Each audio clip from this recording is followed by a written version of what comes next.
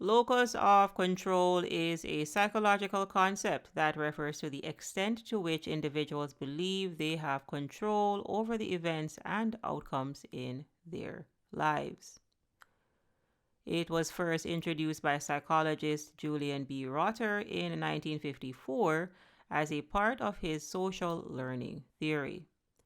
There are two main types of locus of control. Number one, internal locus of control. Individuals with an internal locus of control believe that they have control over their own lives and outcomes. They tend to attribute their successes and failures to their own actions, decisions, and abilities. They believe that their efforts and choices directly influence their circumstances and future outcomes. People with an internal locus of control are typically more proactive, self reliant, and confident in their abilities. They are more likely to take initiative, set goals, and persevere in the face of challenges because they believe they have the power to shape their own destiny. In contrast, individuals with an external locus of control believe that external factors such as luck, fate, and other people determine their life outcomes. They perceive events as being beyond their control and attribute their successes or failures to external forces rather than their own actions or abilities. People with an external locus of control may feel helpless or powerless to change their circumstances and may be more prone to feelings of anxiety, depression, and learned helplessness. They may also be less likely to take responsibility for their actions or actively seek solutions to their problems. Locus of control is a continuum, and individuals may vary in the degree to which they possess an internal or external locus of control across different situations and aspects in their lives. While some situations may elicit feelings of control and self efficacy, others may evoke feelings of helplessness or dependence on external factors. Understanding one's locus of control can have implications for various aspects of life, including motivation, behavior, decision making, and mental well being. Now that we have the definition of locus of control covered, let's talk about how this is related to pathological narcissists.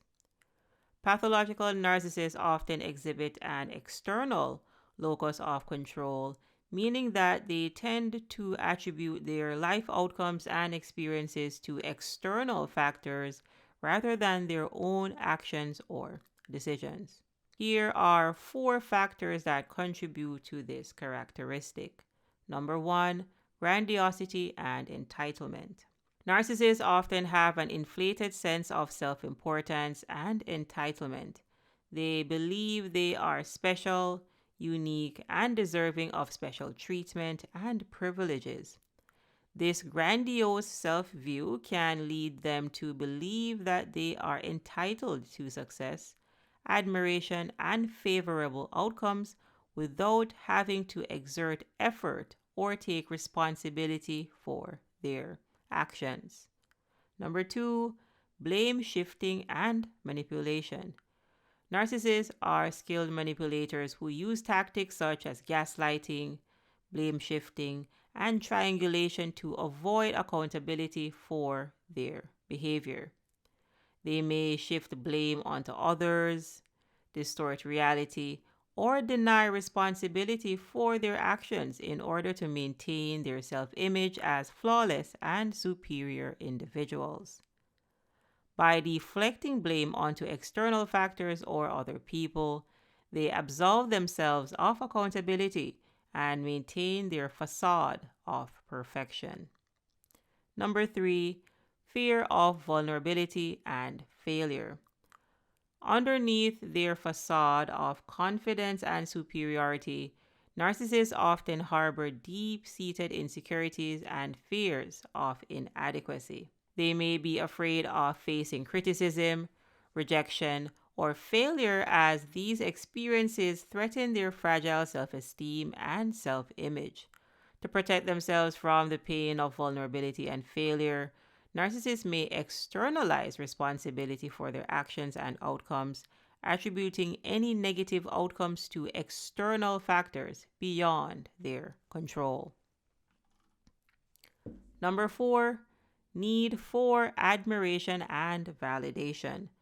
Narcissists have an insatiable need for admiration, validation, and attention from others.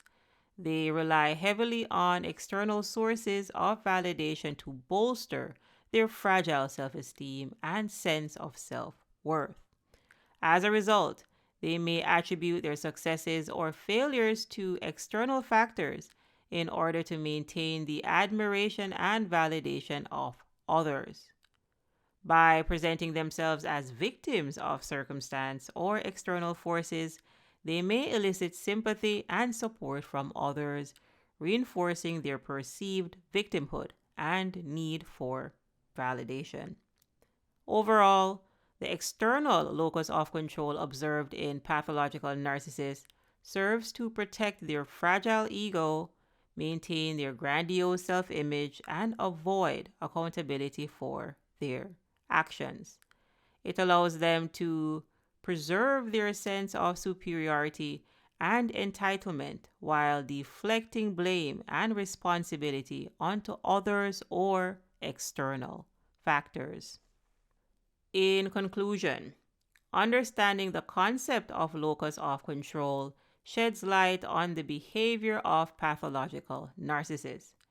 Their tendency to externalize responsibility, avoid accountability, and manipulate others reflects their deep seated insecurities, need for validation, and fear of vulnerability.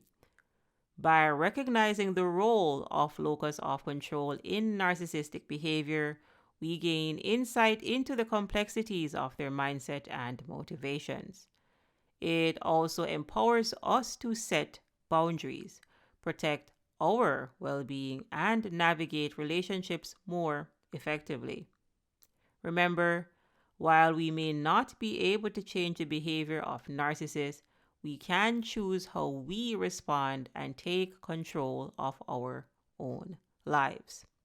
And that really is the quick message for today, kind folks. If you appreciate the content, please give us a like, share, and subscribe. If you have any questions or feedback, ensure that you leave that in the comment section. Shika is the name. Thanks so much for listening. I'll see you in the next lesson.